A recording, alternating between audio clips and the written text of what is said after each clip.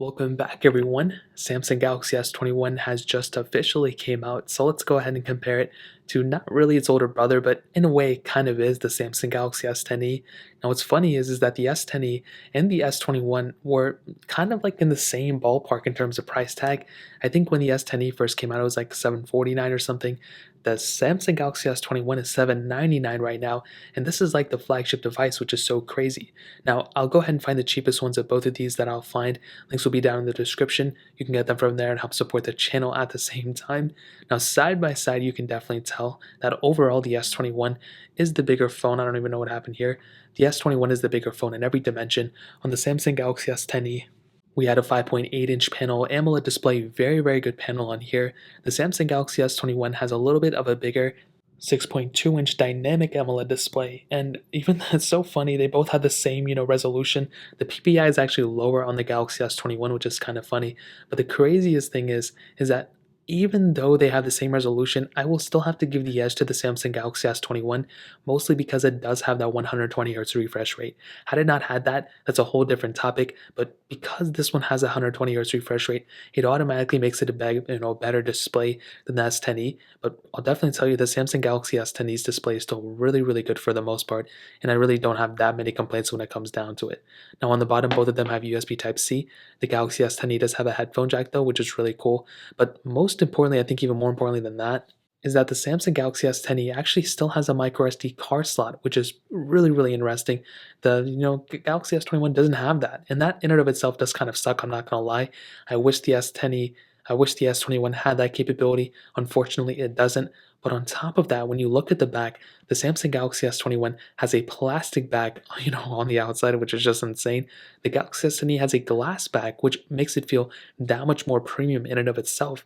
And again, it just comes down to this phone, the S10e, being so timeless in so many ways. The S21 is the better phone for sure, but I'm still so shocked by how good of a job Samsung did with the S10e so long ago. So in terms of the outside, I mean, you still have like wireless charging, reverse wireless charging, all that good stuff. But definitely when it comes down to this specific aspect, the Samsung Galaxy S10e is surprisingly awesome as well. So that pretty much covers it up in the outside department, but there's an even bigger difference, which I think this is probably the biggest difference between these two phones, even more than performance or even more than anything else, and it's probably the software update life cycle. So as most of you know, the Samsung Galaxy S10e, it didn't come out last year, it came out in 2019, and thankfully, as far as we know, it is getting, it did get an extra version of software, which that in and of itself is another really awesome thing that Samsung, they didn't have to do it, but they did do it. In a way, they kind of had to do it. They were kind of running short on it.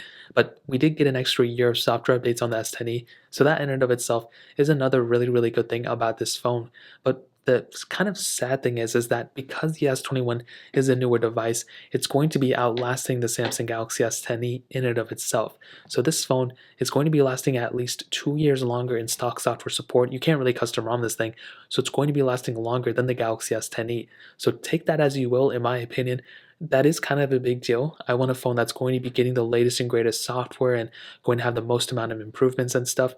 And I'll tell you, the S21 is going to be that type of device. You're going to be getting a longer lasting phone from here. So all those features we're going to be getting on Android 13, 14, 15, whichever one this one ends off with, we're not going to necessarily be getting it on the S10e. So keep that in mind. This one is going to be ending off at Android 12, and this one's probably going to be ending off at Android 15 if Samsung doesn't upgrade the lifecycle again and give this one an extra year of support, which they may do. We really don't know. So that is a pretty big deal in and of itself.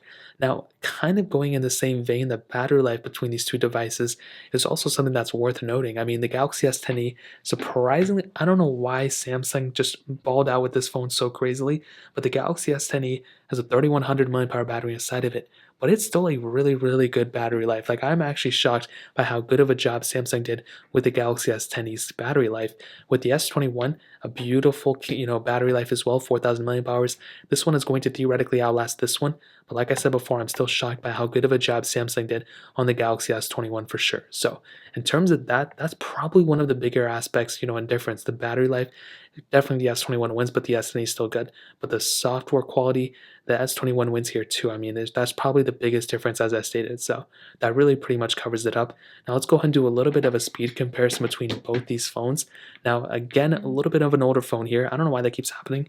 Galaxy S10e had that Qualcomm Snapdragon 855 chipset, with 6 gigabytes of RAM and 8 gigs of RAM on the top tier model, where the Samsung Galaxy S21 has that Snapdragon 888 chipset with 8 gigabytes of RAM. So let's go and see which one is the faster phone between both of these.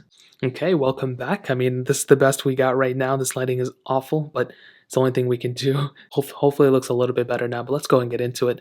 Let's do phone calls, 3, 2, 1. And about the same on both, not a ginormous difference. Messages, 3, 2, 1.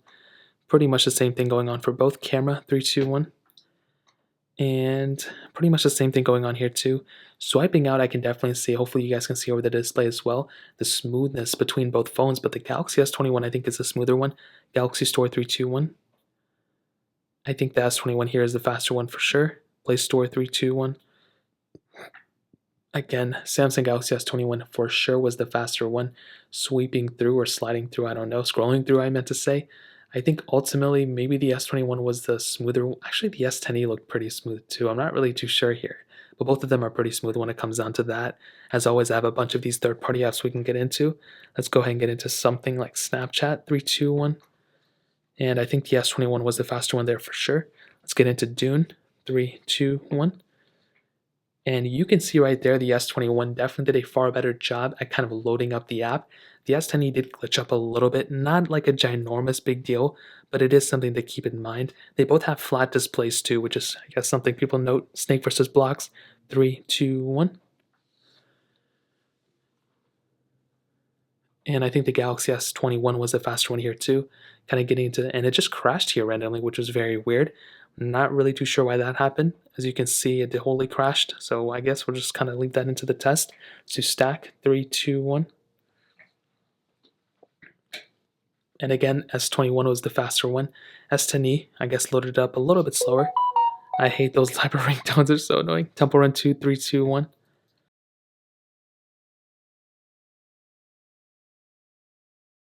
And again, it may be the S21 is the winner here, and I think it kind of looks like it. Actually, it was almost very, very close, to be completely honest. And the S21 I think was the faster one, but it was still very, very close. One didn't necessarily look like it was beating out the other one like in a crazy amount. Gameplay wise, they look about the same as well, so not a big difference there. Fruit Ninja 321. Now this game did get an update, so it's kind of screwed up on both, but just look at that little animation opening speed. It was such a big difference. The Samsung Galaxy S21 was able to open that up extremely fast. The S10e totally glitched up a little bit. Not a big deal though. Quizlet 3, 2, 1. This is like 2 years of difference when it comes down to both of these. Bofa 3, 2, 1. And again, the S21 is the faster one. I have Galaxy S10e is a little bit slower. Let's go and do Twitter 3, 2, 1. And again, the S21 is the faster one. I don't think I have Paper IO 3D, but I mean, ultimately, I can even get into the RAM management test. But the Galaxy S21 is for sure the faster one here. That was a given. As soon as I booted up both these phones, I kind of was expecting that. And that's honestly what I saw. The S10e is still actually pretty fast too. I don't really think it was a ginormous difference though.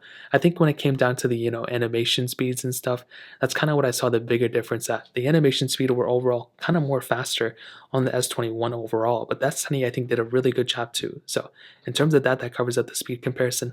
Let's go and hit on the cameras. Now on the back, we had a dual camera setup on the Samsung Galaxy S10e, a 12 megapixel wide angle lens and a 16 megapixel ultra wide sensor, with the Samsung Galaxy S21 had a 12 megapixel wide angle lens, 64 megapixel telephoto lens, then a 12 megapixel ultra wide sensor. Now definitely, as always, when it comes down to the UI on both, I never really noticed that big of a difference. Obviously, the biggest difference, we can shoot 8K videos on the Samsung Galaxy S21, when the S10e only 4K at 60, which is still more than enough. I have to be honest, it's still more than enough for a lot of people. But in terms of the UIs, they kind of have the same exact thing going on. Not really a ginormous difference, same features and everything. You just are getting that extra telephoto lens on the S21, when the S10e, only that dual camera setup.